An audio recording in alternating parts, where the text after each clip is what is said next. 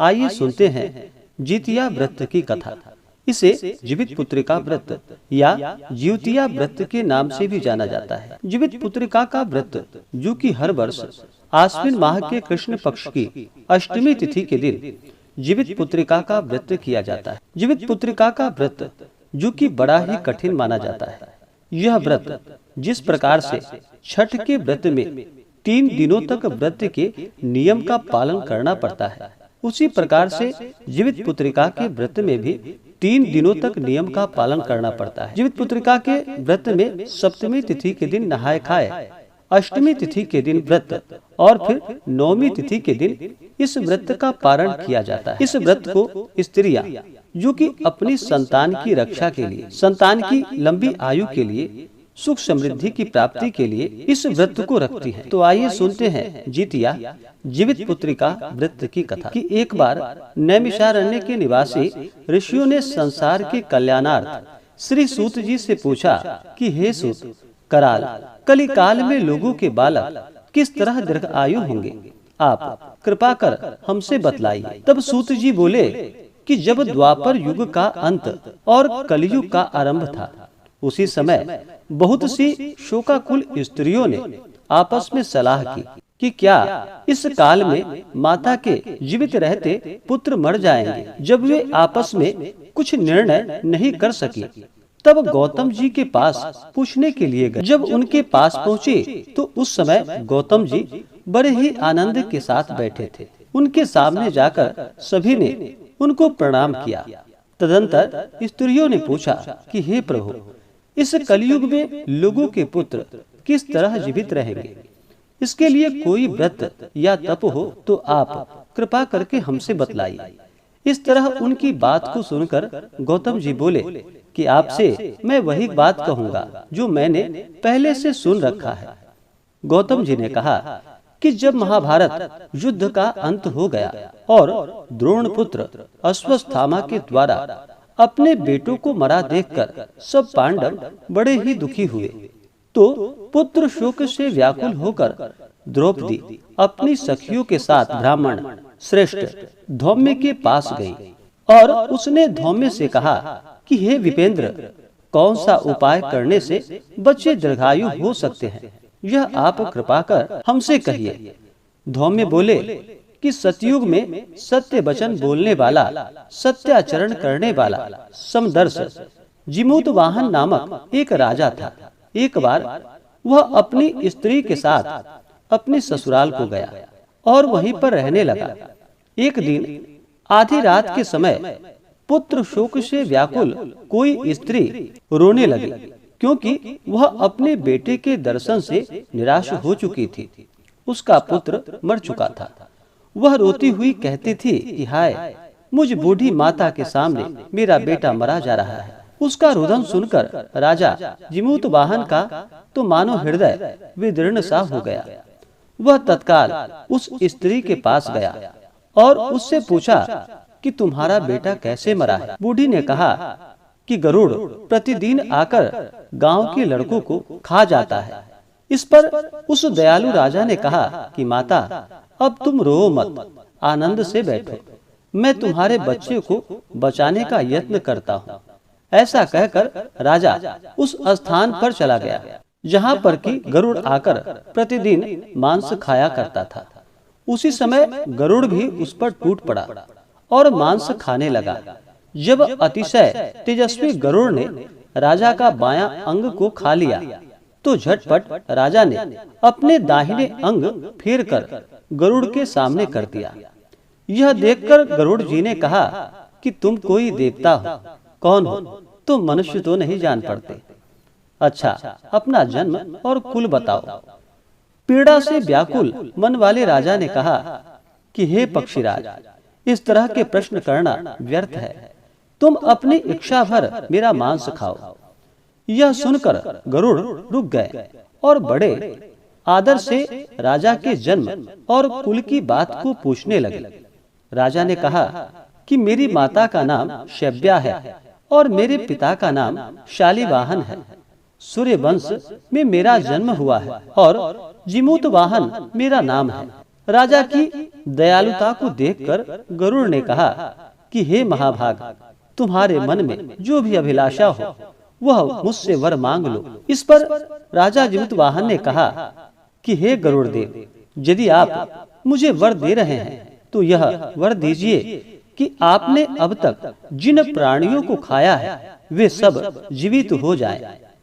हे स्वामी, अब से आप यहाँ पर बालकों को ना खाएं और कोई ऐसा उपाय करे कि जहाँ जो उत्पन्न हो वे लोग बहुत दिनों तक जीवित रहें।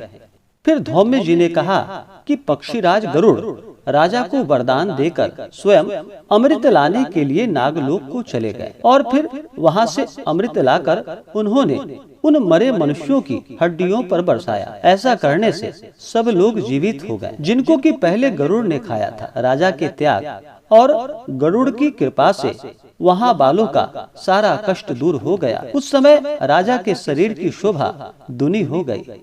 राजा की दयालुता देखकर गरुड़ जी ने फिर कहा, मैं संसार के कल्याणार्थ एक और वरदान तुम्हें दूंगा। आज जो कि आश्विन कृष्ण सप्तमी से रहित शुभ अष्टमी तिथि है, आज ही तुमने यहाँ की प्रजा को जीवन दान दिया है। हे वत्स, अब से यह दिन ब्रह्म भाव हो गया है, जो मूर्ति भेद से विविध नामों से विख्यात है। वही त्रिलोक्य से पूजित दुर्गा अमृत प्राप्त करने के अर्थ में जीवित पुत्रिका कहलाई है। सो इस तिथि को जो स्त्रियां उस जीवित पुत्रिका की और कुश की आकृति बनाकर तुम्हारी पूजा करेंगी तो दिनों दिन उनका सौभाग्य बढ़ेगा और वंश की भी बढ़ोतरी होगी। हे महाभाग, इस विषय में विचार करने की भी आवश्यकता नहीं है। हे राजा, सप्तमी से रहित और उदया तिथि की अष्टमी को व्रत करे, यानी सप्तमी वृद्ध अष्टमी जिस दिन हो उस दिन व्रत न करके शुद्ध अष्टमी को व्रत करे और नवमी को व्रत का पारण करे। यदि इस पर ध्यान न दिया गया तो फल नष्ट हो जाएगा और सौभाग्य तो अवश्य ही नष्ट हो जाएगा। जीवितवाहन को इस तरह वरदान देकर गरुड़ बैकुंठ धाम को चले गए और राजा भी अपनी पत्नी के साथ अपने नगर को वापस चले आए। अब धौम्य द्रौपदी से कहते हैं कि हे देवी, मैंने यह अतिशय दुर्लभ व्रत तुमको बतलाया है। इस व्रत के करने से बच्चे दीर्घायु होते हैं। हे देवी, तुम भी पूर्वोक्त विधि से यह व्रत और दुर्गा जी का पूजन करो तो तुम्हें अभिलाषित फल की प्राप्ति होगी।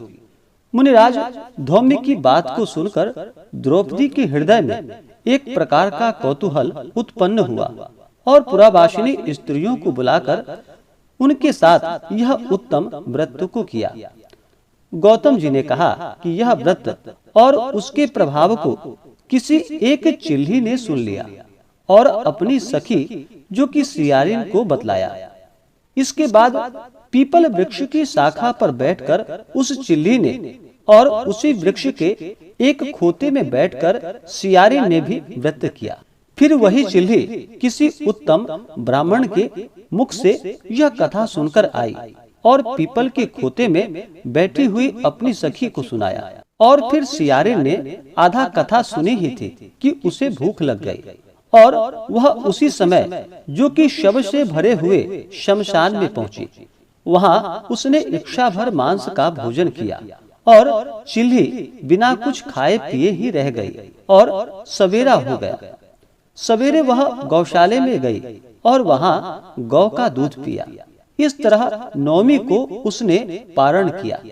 कुछ दिनों के बाद वे दोनों मर गए और अयोध्या में किसी धनी व्यापारी के घर में जन्मे। संयोग से उन दोनों का जन्म एक ही घर में हुआ, जिसमें सियारिन जो कि ज्येष्ठ बड़ी हुई और चिल्ली छोटी हुई।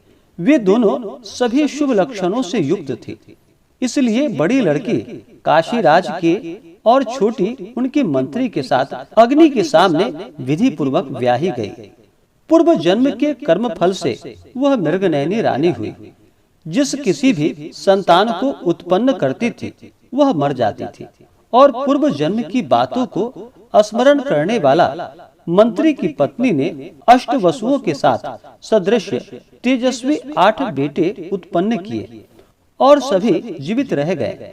अपनी बहन के पुत्रों को जीवित देखकर ईर्ष्या के कारण राजपत्नी ने अपने स्वामी से कहा कि यदि तुम मुझे जीवित रखना चाहते हो तो इस मंत्री के भी पुत्रों को उसी जगह भेज दो जहाँ की मेरे बेटे गए हैं, अर्थात इन्हें मार डालो।